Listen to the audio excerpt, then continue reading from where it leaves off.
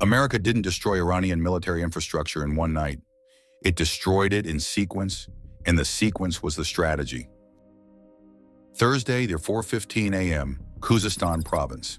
The command post of the IRGCN Ground Forces Western Sector, a compound of 6 buildings inside a fenced perimeter on the outskirts of Ahvaz, operational since the 1990s, staffed around the clock by the planning and intelligence officers who coordinated IRGCN operations across Iran's border regions, received 2 GBU-31 JASSM bombs through its roof simultaneously. The bombs had been released from an F-15E Strike Eagle 41 seconds earlier at 24,000 feet. They impacted within 6 meters of each other on a building whose blast-resistant construction was rated for everything except a precision-guided 900-kilogram warhead detonating inside the structure's primary floor. The detonation was complete at 4:15:09 a.m. By 4:15:20 a.m., the command post had ceased to exist as a functional military facility. The planning officers, the intelligence files, the communications equipment, the operational maps, the servers containing 3 years of operational records, gone in 11 seconds. What made the 11 seconds possible had been built across the 11 months of intelligence collection, target development, authorization process, and strike planning that had started before the current conflict began and had been updated continuously as the conflict developed. The infrastructure that American forces were destroying was not a collection of individual facilities chosen for convenience or political symbolism. It was a specific set of nodes whose operational functions had been mapped by American intelligence in enough detail to understand the dependency relationships between them, which facilities fed targeting data to which operational elements, which command nodes coordinated, which proxy networks, which logistics hubs sustained, which deployed forces, which production facilities replenished, which weapons inventories. The targeting was systemic, not striking the most prominent targets, striking the nodes whose destruction most disrupted the operational systems they were embedded in. That analytical approach, dependency mapping as the basis for target selection, was the product of years of collection and analysis that the Defense Intelligence Agency and the National Geospatial Intelligence Agency had been building into a targeting architecture specifically designed for a conflict with Iran. The conflict had arrived. The targeting architecture was being applied. The Dezful communications relay compound was the second strike of the operation at 4:19 a.m., 4 minutes after the Ahvaz command post. The relay compound's function was not widely discussed in open sources, but had been assessed by American signals intelligence with high confidence. It was the primary communications backbone connecting the IRGCN Western Sector headquarters to the proxy force networks in Iraq and Syria, and to the ballistic missile launch coordination channels that ran from Tehran to the mobile launcher units positioned across Khuzestan and Lorestan provinces. Destroying the Ahvaz command post first was the correct sequencing decision. Destroying the relay compound 4 minutes later prevented the command post's surviving personnel, those who had been outside the building in vehicles at secondary positions, from using the relay infrastructure to communicate the attack to higher headquarters and to the proxy networks before the next wave of strikes hit those networks' coordination nodes. The relay went down at 4:19 a.m. The command post survivors were now isolated. Their communications were gone. Their reports about what had just happened to them were not reaching anyone for the next 4 hours while the operation ran. Subscribe to my channel and hit the bell. Every target in this operation, every decision that shaped the sequencing, every system employed, broken down completely. The fuel and ammunition logistics complex outside Dezful, a 40-hectare facility that had been the primary sustainment hub for IRGCN forces in the Western Sector for 2 decades, was struck at 4:23 a.m. by 8 Tomahawk land attack missiles launched from USS Chaffee 40 minutes earlier from a position in the Northern Gulf. The Tomahawks approached the facility at low altitude on a terrain masking route that kept them below the detection threshold of the surviving Iranian radar installations in the sector until they were inside the facility's perimeter fence.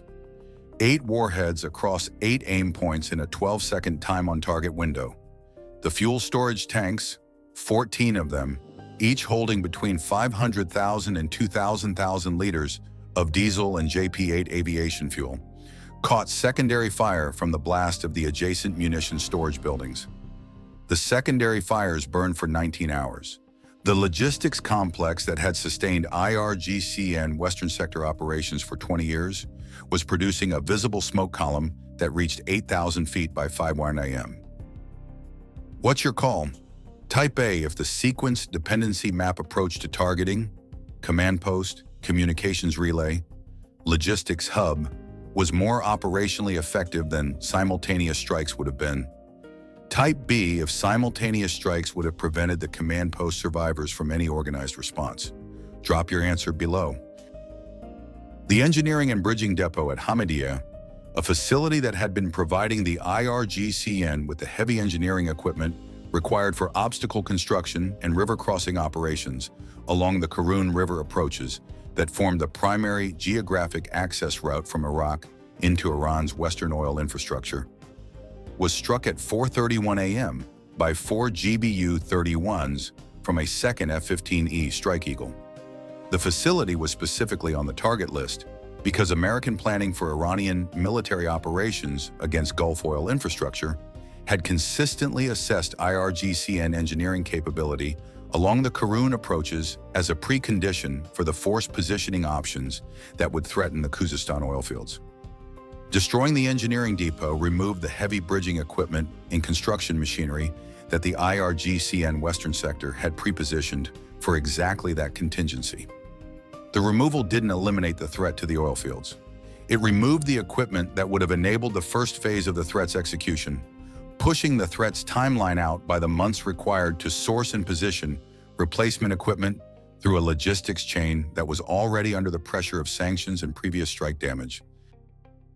The Ahvaz military airfield, used by IRGCN aviation units operating armed UAVs and light attack aircraft that had been supporting ground operations in the Western Sector, was struck at 4:38 a.m. by 6 JASSM-ER cruise missiles targeting the hardened aircraft shelters, the fuel farm, and the maintenance and armament complex on the field's southern side. The JASSM-ER's low observable characteristics were the reason it was chosen over Tomahawk for this target. The airfield's surviving short-range air defense, a single Tor M1 battery that had been repositioned from its original surveyed position to a new location 800 meters to the east following the previous operation strikes on similar systems elsewhere in the sector, was operating from the new position and had achieved radar coverage of the airfield approaches that would have exposed a Tomahawk's approach corridor. The JASSM-ER's low radar cross-section allowed it to penetrate the Tor M1's coverage without triggering an engagement. 3 hardened shelters were destroyed with aircraft inside. The fuel farm was destroyed. The armament complex produced secondary detonations from stored munitions that continued for 40 minutes and prevented Iranian damage control personnel from approaching the maintenance complex for 3 hours. The ballistic missile forward deployment areas in Lorestan province represented the highest priority target set of the operation and the one that had required the most recent ISR collection to confirm. Mobile ballistic missile launchers are worth targeting only when they're at known locations. A launcher at an unknown location in the field is more dangerous than a launcher at a known location, because the known location can be struck and the unknown location will eventually produce a fired missile that could have been prevented. The ISR collection that ran continuously in the 24 hours preceding the operation had fixed 3 of the 5 assessed launcher deployment areas with high confidence. A 4th had been fixed with medium confidence based on signals intelligence indicating launch preparation activity at a specific grid. The 5th had not been fixed. 3 fixed, 1 probable, 1 unknown. The targeting plan allocated strikes to all 4 identified locations and accepted the operational risk of the 5th unknown launcher as unresolvable with available collection within the operational timeline. The 3 high-confidence locations were struck at 4:44 a.m. by B-1B Lancers carrying JASSM-ER missiles, each aircraft releasing 4 missiles at intervals calculated to produce simultaneous impacts at all 3 sites within a 90-second window. The medium-confidence site was struck 40 seconds after the high-confidence strikes with 2 additional JASSM-ERs. The timing allowed the battle damage assessment sensors to confirm the high-confidence impacts before committing ordnance to the lower-confidence target, a sequencing decision that used the ISR assets most efficiently given the compressed timeline. All three high-confidence sites confirmed destroyed on real-time imagery. The medium-confidence site produced a confirmed impact but no secondary detonations, indicating the launchers may have displaced from the location before the strike arrived.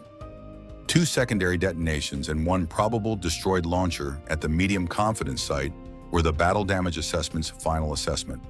The 5th site remained unknown. It remained a risk.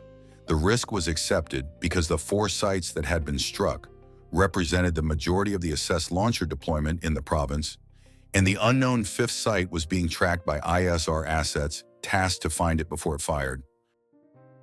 The Imam Ali Garrison outside Lorestan, the primary IRGCN base in the western sector, housing the headquarters, barracks, vehicle park, and weapons storage for the brigade-sized element that had been conducting operations along the Iraq-Iran border, was struck at 4:52 a.m. by the largest single facility strike package of the operation. 14 aim points across the garrison's footprint, the headquarters building and the operations center adjacent to it, 2 GBU-31s each. The vehicle park, 4 JASSM-ER missiles targeting the armored vehicle storage shelters. The weapons storage complex, 2 GBU-28 bunker-penetrating bombs against the underground storage chambers, the only underground hardened structures in the target set that required a penetrating weapon rather than a blast fragmentation weapon. The barracks, deliberately not targeted. The authorization for the Imam Ali strike had specifically excluded personnel quarters from the aim point list. The objective was to destroy military capability, not to maximize personnel casualties in structures whose destruction would produce a body count without a corresponding operational effect that the capability destruction hadn't already achieved.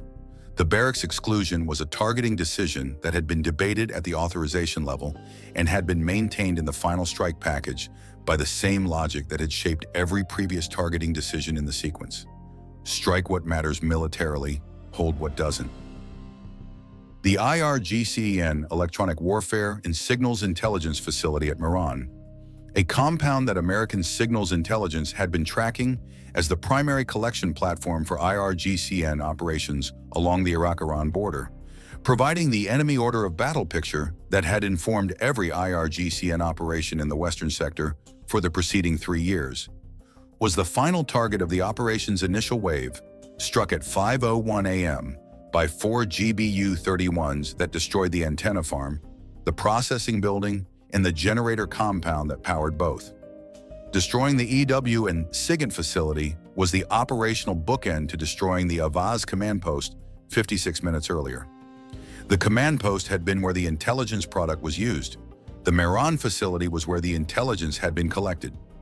Both ends of the intelligence chain, collection and application, were now destroyed. The IRGCN Western Sector was operating blind and voiceless simultaneously. The Iranian military response to the operation was delayed by the communications disruption that the Dezful relay compound's destruction had produced.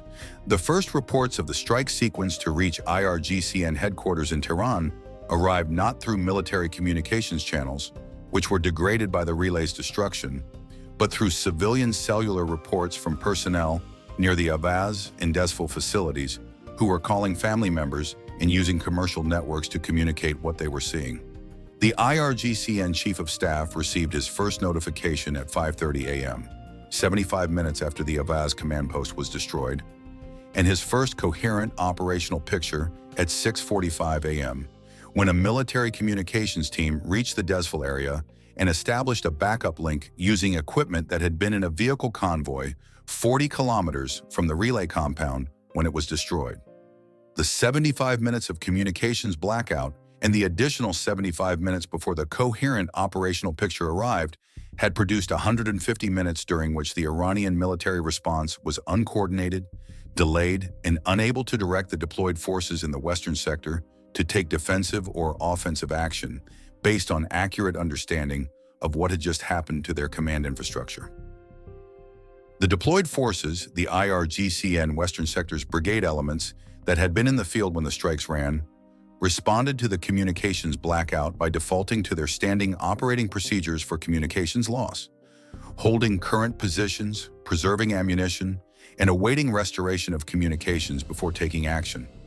Standing operating procedures for communications loss are designed for temporary, recoverable outages. The communications loss that began at 4:19 a.m. was not temporary. The relay infrastructure that would have restored communications was gone. The command post that would have directed the restoration was gone. The logistics hub that would have sustained the deployed forces while they waited was gone. The deployed brigade was intact as a physical force.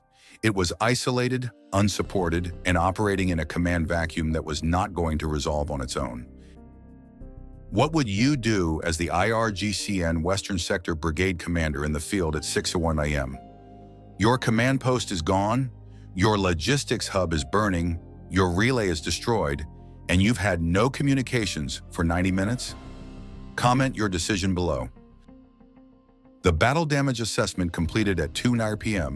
addressed 8 target sets across the operation and assessed each against its pre-strike operational function. Ahvaz command post, destroyed with high confidence, assessed as requiring 12 months to reconstitute at an alternate location with equivalent planning and intelligence capability. The personnel who had staffed it were gone, the institutional knowledge they had accumulated was gone with them, and rebuilding the staff relationships and operational processes that had made the command post functional was a human rebuilding problem that no construction timeline could accelerate. Dezful relay compound, destroyed, communications disruption in the Western Sector assessed as persisting for 4 to 6 weeks pending reconstruction of alternate relay infrastructure at a site that hadn't been identified in pre-strike collection. Dezful logistics complex, destroyed, assessed as requiring 8 months to reconstitute equivalent fuel and ammunition storage capacity given the replacement timeline for the specialized storage tanks destroyed in the secondary fires. Hamidiyeh Engineering Depot, destroyed, assessed as removing heavy bridging capability for a minimum of 6 months. The replacement equipment would have to be sourced through a procurement channel that sanctions had been constricting for years.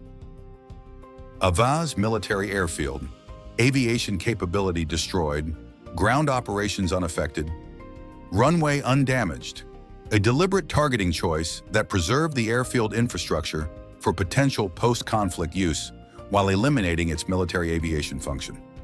Lorestan ballistic missile sites, 3 confirmed destroyed, 1 probable, 1 unresolved. Imam Ali Garrison, headquarters, vehicle park, and weapons storage destroyed, barracks intact per the authorization's exclusion. Mehran EW and SIGINT facility, destroyed Western Sector intelligence collection assessed as 0 for a minimum of 4 months pending reconstruction of the antenna infrastructure and processing capability at a backup site. 8 facilities, 8 operational functions degraded or eliminated. The IRGCN Western Sector, which had been conducting coordinated operations along the Iraq-Iran border for 3 years and had been the primary operational mechanism for Iranian influence projection into Iraq, was now a brigade in the field with no command post, no communications relay, no logistics support, no aviation support, no EW and SIGINT collection, and a partially degraded ballistic missile threat capability. The physical forces were present. The operational system that directed, sustained, and enabled those forces was gone. A military force without its operational system is not the same military force it was before its operational system was destroyed. The IRGCN Western Sector's physical presence in the field was a remnant rather than a functional element of Iran's military capability. It would remain a remnant until the operational system was rebuilt, which the battle damage assessment estimated at 8 months minimum at the most optimistic rebuild tempo. Don't miss the follow-up breakdown of what the IRGCN Western Sector's isolation means for Iranian proxy operations in Iraq and Syria in the period before the infrastructure is rebuilt. Subscribe to my channel and hit that bell. The sequence that had produced the operations results: command post first, relay compound second, logistics hub third before moving to the aviation, ballistic and garrison targets, was not accidental. It reflected a targeting logic that had been built from the dependency analysis. Destroy the command before destroying the commanded. Destroy the communications before the command can warn what's coming. Destroy the logistics before the deployed force can be sustained through a response. Each strike in the sequence produced an effect that made the subsequent strikes more effective than they would have been in a different order. The command post destruction isolated the sector's decision-makers. The relay compound destruction prevented those decision-makers from communicating their situation. The logistics hub destruction ensured that the deployed forces couldn't be sustained through a prolonged response, even if communications were eventually restored. The aviation, ballistic, and garrison strikes destroyed the remaining offensive capabilities, while the sector was still operating in the communications and command vacuum the first three strikes had created. The sequence was the operation. The individual strikes were the sequence's components. Was the dependency mapping approach to target selection, command post, relay, logistics, then capabilities, the right methodology for this operation, or did it create a sequencing timeline that gave the Iranian command chain time to start dispersing assets between the first and last strikes? Type D for dependency mapping was the right approach. Type S for simultaneous all targets would have been more effective. Make your case below. Infrastructure takes years to build and hours to destroy. The IRGCN Western Sector's command post had been operational since the 1990s. Its relay compound had been transmitting since 2004. Its logistics complex had sustained IRGCN operations for 20 years. Its airfield had been flying armed UAVs for 8 years. All of it was gone in 46 minutes, from the first GBU-31 through the Ahvaz roof to the last JASSM-ER impacting the Mehran antenna farm. The years of construction and the hours of destruction are not equivalent measures. One is a resource investment in capability. The other is the operational consequence of that investment being allocated to the wrong side of a targeting competition. The IRGCN Western Sector had been on the wrong side of that competition for the 46 minutes the operation ran. The months of rebuild ahead of it were the operational consequence of being on the wrong side. The deployed brigade in the field at 6 a.m. with no communications and no logistics was the human consequence. Both consequences were the product of the same targeting decision made 11 months earlier, when the dependency analysis identified the Ahvaz command post as the node whose destruction should come first. If this breakdown delivered the analysis you came here for, like the video, share it, and subscribe to my channel. Every strike, every sequence decision, every operational effect, we build it out completely. Which target in the 8-facility sequence do you think produced the highest operational leverage?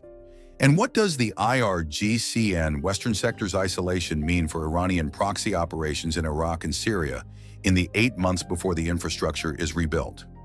Drop both answers below.